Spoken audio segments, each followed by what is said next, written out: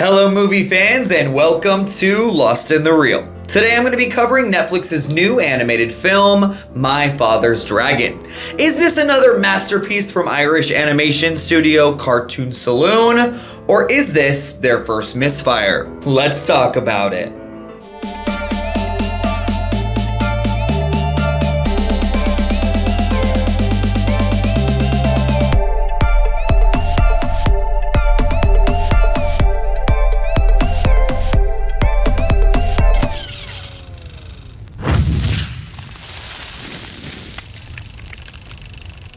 My Father's Dragon is directed by Nora Twomey, based on the children's novels by Ruth Stiles Gannett. It stars the voice talents of Jacob Tremblay, Gaten Matarazzo, Diane Wiest, Jackie Earle Haley, Whoopi Goldberg, Rita Moreno, Judy Greer, Chris O'Dowd, and Ian McShane. Struggling to cope after a move to the city with his mother, Elmer runs away in search of Wild Island and a young dragon who waits to be rescued. The boy soon becomes fast friends with the dragon, but the two must think on their feet and wings to save the island and outrun a horde of ferocious beasts.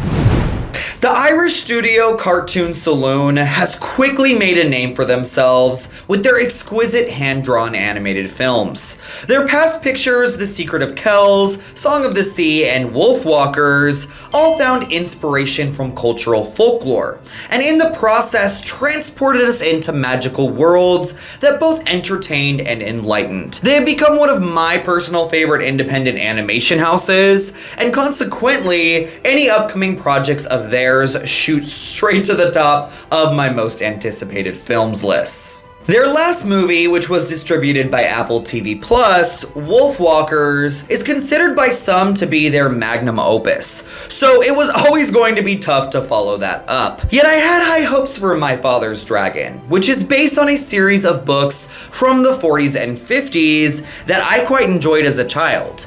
But unfortunately, I found this to be quite a big step backwards for Cartoon Saloon. While all of their past films were suitable for all ages, they all had a maturity and wisdom that elevated them above most of the kiddie fare that comes out nowadays. But My Father's Dragon feels far more trivial and strictly for young children. There are, of course, things to celebrate within this movie. The animation, while far more underwhelming compared to the intricate work in their Irish folklore trilogy, is still sumptuous to look at. There are so many bright colors and creative character designs that I was fully captivated by the visuals from beginning to end. The voice cast is also mostly phenomenal. Jacob Tremblay now seems to be the go-to guy for voicing young heroes in animation after his inspired turn in Luca. And he proves exactly why that is here, capturing all of the emotion, fear, and childlike wonder in his performance. Ian McShane is also a huge standout as Sewa, the protector of Wild Island. I really love that the writers have crafted a villain whose intentions are honest and good, but misguided. McShane is able to balance being both menacing and a comforting protector to great effect. On the not so great side of the voice acting, Whoopi Goldberg shows up as a feline friend, and while the actress is a legend, I find her voice acting to be distracting. I also can't help but note that this is the second animated film this year that she has been in that has been a major disappointment. Then there's Stranger Things alum Gaten Matarazzo as our titular dragon, Boris.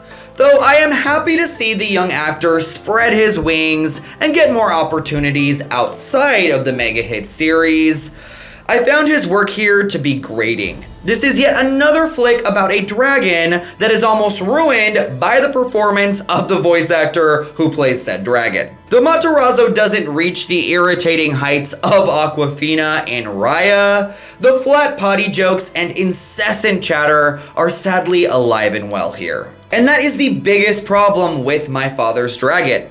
Whereas in the past, Cartoon Saloon's movies came alive in the quieter and contemplative moments, this movie does not allow for any room to breathe. The characters are constantly talking, and there is non-stop manic energy throughout. It's as if the filmmakers felt like they couldn't have any downtime or else kids would tune out. And I expect this kind of thinking from other animation studios, but Cartoon Saloon knows better. They have proven that you don't need to talk down to or overstimulate the kids in the audience to keep them engaged. But with this movie, it's as if they've completely forgotten that. I also feel as though the emotional impact that I've gotten from all of their previous works is noticeably absent here. I was yearning for that hard-hitting wallop at the end, but it never came. Though I did connect to our lead character and his plight to provide for him and his mother, I was so annoyed by the dragon that I had a hard time caring about the friendship that was supposed to be the crux of the film. Without that emotional chord, as well as a surprising lack of resonant themes, this feels like a far less memorable and more slight addition to the admittedly strong canon of animated films to come out this year. While I wouldn't say that this is an outright misfire from the Irish Animation Studio, I do believe that it is a big step in the wrong direction. Though a lot of Oscar pundits are predicting that My Father's Dragon is in the running for Best Animated Feature, I'm gonna come out and say that I think that Cartoon Saloon should probably stay out of the awards talk this year.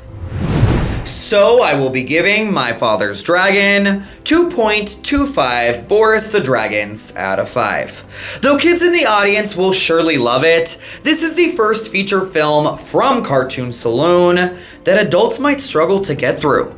My Father's Dragon has a lot of fantastical elements in it, but it lacks the narrative magic of the studio's past works. Thank you so much for watching Lost in the Reel. What are your thoughts on My Father's Dragon? How would you rank Cartoon Saloon's filmography? Sound off in the comments section down below. And until next time, my friends, take care.